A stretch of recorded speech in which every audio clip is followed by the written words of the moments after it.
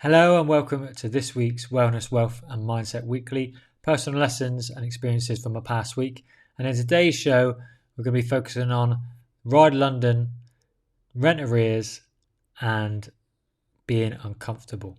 So let's get into today's show. So health-wise this week, I had the pleasure of participating in Ride London 100, which is a closed road event in the beautiful Essex countryside, starting and finishing in the iconic city of London. And then this is my third time taking part in the event and my second consecutive year. So previously I completed the 46-mile route of the old course, which took us through the Surrey Hills, including the famous Box Hill. However, in 2020, when the event of COVID happened, the event was cancelled due to COVID after I secured the first time the 100-mile route around Surrey, which would have taken in Box Hill. So previously when I had done it, I hadn't done Box Hill. I've done it previously on a normal ride, but it would have been nice to do it on an open closed road event. So when the opportunity arose to enter without even having to go for a ballot, my colleague, my cycling buddies and I eagerly jumped at the chance to ride it in 2022. And although there was fewer participants this year, the opportunity for us to ride 100 miles around a closed road event around our neighbourhood was too good to pass up. When do you normally get that opportunity? And living in London, be able to ride on closed roads in London is just a joy.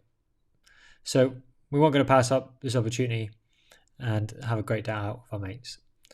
So the day started as early as 6:30 in the morning, to be precise, and this allowed me enough time to have a decent breakfast before trying to reach the start line for about 5:45 a.m.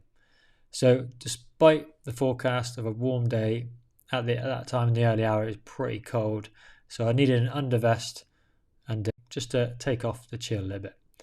And we all started together in waves, and this time it was a bit more spaced out than previous years, allowing a little bit more safety for each participant on the road, which is paramount for this event. So once we begun, we joined a fairly large group, and this was maintaining an average speed of about 21 miles an hour. And this suited me fine. I aimed to match my time from last year while ensuring a safe ride and just trying to experience it and enjoy it rather than just getting the head down and hammering the circuit.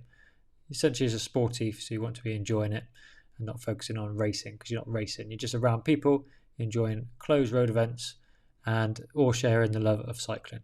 So we're stuck with this group up until halfway point where we all stopped for a little refuel and a rest.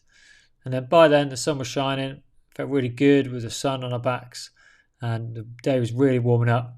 And the break was really, really important. It really allowed me to appreciate the day a bit more, rather than last time I just stopped quickly at the rest stop and then got going again. So this was the case. It was nice to stop, relax, and then we got cycling again. So after resuming our ride, the certainly goal for me was to catch another group and try and draft behind them. So catch a group that was generally going quicker than us in order for us to just sit on the wheel and take us the last halfway home. However, it turned out that I was definitely only leading the pack and I was the only one doing the lead-in of the pack and doing most of the work. And I failed to catch up with a faster group ahead of me.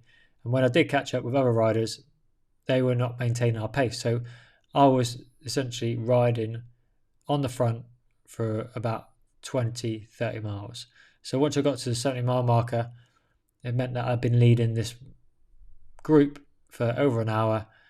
And at that time, the strain was taking its toll. My hips began to tire. After some encouragement, someone took the lead and gave me a much needed rest. However, following a short rest, which wasn't really substantial, we only had 10 miles left to go. So we all needed to finish, our group tended to disperse a little bit, but not long after, we all crossed the line on the famous Tower Bridge in London and all completed the Ride London 100 in 4 hours, 36 minutes, which was a minute and a half faster than last year. So I was really happy with that. Overall, really pleased with my performance. Been training for 6 months, and the training has definitely been paying off. It's mainly in preparation for the Dragon Ride, which is coming up in a few weeks' time. So this was training again in preparation for that. Overall, felt comfortable throughout the ride. Even after leading the group for quite a significant period of time, I didn't feel exhausted, fatigued by the end, and I believe that I still had more to give if necessary. So if I wanted to be with a faster group, I feel I had that in me. I'm not sure how long I would have lasted, but certainly feel I could have gone quicker at the start.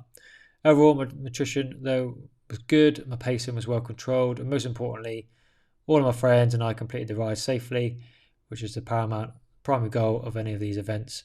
And we all performed well as we did the previous years. And it was just great to have a nice day out with everyone, having a few drinks afterwards and just catching up. So I'm now looking forward to Ride London again next year. But the main thing that's on the horizon now is the Dragon Ride, which will present a whole new set of challenges. So stay tuned for that. That's coming up in a few weeks' time. So I'm going to try and do more of a blog on the day, and you can access that if you're listening on the podcast on my YouTube channel, and that'll be coming out soon.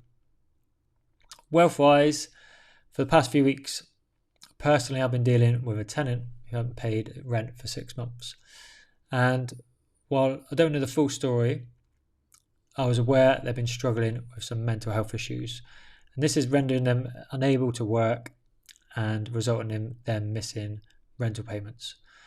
So despite my patience and accepting and giving them attempts to assist them, I unfortunately had to take them to court and evict them to establish a payment plan to cover the outstanding debt. Now, what surprised me about the whole situation is the tenancy system and the leniency generally towards tenants who fail to pay. Things might be changing in the future, but while signing the lease, tenants acknowledge that they have an obligation to pay rent, and if they are late, interest is typically charged after 14 days. However, the judge in this case ruled that the additional interest wouldn't be enforced due to the tenant's financial hardship. Personally, I didn't expect to receive any extra interest, and I'm very content with recovering what I was owed in the first place. Nevertheless, if this was a credit card company, for example, or a bank pursuing interest on an overdraft in your account, I doubt that they would have the same lenient view. They would likely insist on the payment and occurring interest along the way in order to pay off your debt. So my question for you as a listener and a watcher today is, why is the situation different? I personally feel that landlords are often seen as greedy, but unfortunately, these are individuals who there's individuals that give the industry a bad name. However, small landlords like myself, these properties are investments for support our futures in terms of retirement, pension plans, but yet we often find ourselves that we're being penalised by the system that offers sometimes little support for hardworking members of society like myself. So what do you want to know what your thoughts are? Do you believe in the UK, especially the UK government, should have more adequate support to support independent businesses and entrepreneurs, or do you think more could be done on the other flip side to support more landlords? I'd love to hear your perspective. Feel free to share your thoughts with me over on Instagram. The link will be in the show notes below if you want to message me. DM me any of your thoughts. Happy to share and have a conversation around this, because I think it's very interesting based on two sides of the story. Really passionate and a very good landlord looking after my tenants. At the same time, has to go both ways. And finally, mindset-wise this week, I want to ask you, when was the last time you engaged in an activity that made you slightly nervous? It caused you butterflies in your stomach and it made you a little bit uncomfortable? I'm asking because I recently had a conversation with a client when conducting a health assessment for a business here in London. And one of the clients had previously taken the time off due to sick, and now they're back, but undergoing therapy and exploring different ways to improve their mental health. And during our discussion, I mentioned the topic of cold therapy and how regular cold exposure to cold temperatures can enhance stress resilience and boost dopamine levels, which is the feel-good hormone that is released for up to 6 hours afterwards. And if you want a bit more information around the science and use of cold exposure for health and performance. There is a link in the show notes to this video and to this podcast where you can access really good scientific research based on those principles. And if you do access my weekly newsletter, there's also a link in the newsletter as well, which you can access. So what I did after explaining the protocol for incorporating this into their daily routine, they expressed concerns to me about the difficulty and challenges they might anticipate. And in response, I emphasised that this is precisely why you need to commit to it and do it consistently. Because as humans, we tend to avoid discomfort and shy away from things and anything that presents a challenge or makes us feel uneasy. And consequently, because we do this, we become less capable of handling stress in our lives, whether it orientates from an external source or through thoughts in our own mind. By avoiding this discomfort, we inevitably make life more uncomfortable. So I'm just going to repeat that. So by avoiding discomfort, we make our lives more uncomfortable. So consider how often you find yourself in a state of situation where you feel uncomfortable throughout the day. And I would venture to guess it's really rare, if ever. And over time, when we are, over time, what was uncomfortable becomes uncomfortable. So what was uncomfortable becomes comfortable. And as a result, we gain the skills and experience to cope with situations that previously caused us discomfort. However, this can lead to complacency, and we fail to recognize the value in our current situation and circumstances and become complacent and also become overly confident. So unless we seek ways to progress in life, it can become very stagnant. So for me, approach to discomfort is an opportunity for growth, both physically and mentally, and is critical if you desire to improve your life and better manage stress in the future. This is why, even after 3 years of daily exposure, cold showers on a daily basis, they still make me feel uncomfortable, and I still encounter resistance when stepping into that cold shower. However, by pushing through the discomfort, I believe I've developed a greater tolerance to stress, both mentally and physically, and those lessons I carry with me and learn each morning, which helps me manage my stress more efficiently. So because I'm daily exposing myself to stress in a controlled way, I'm becoming more conditioned to manage stress better outside of that environment. So I think it's important that if you're currently facing stress, facing challenges with stress, I encourage you to explore cold therapy as a means to build resilience and enhance your ability to cope with it. And if you want to learn more and need assistance in getting started, I'd happily provide you to support you as I provide my clients with some support.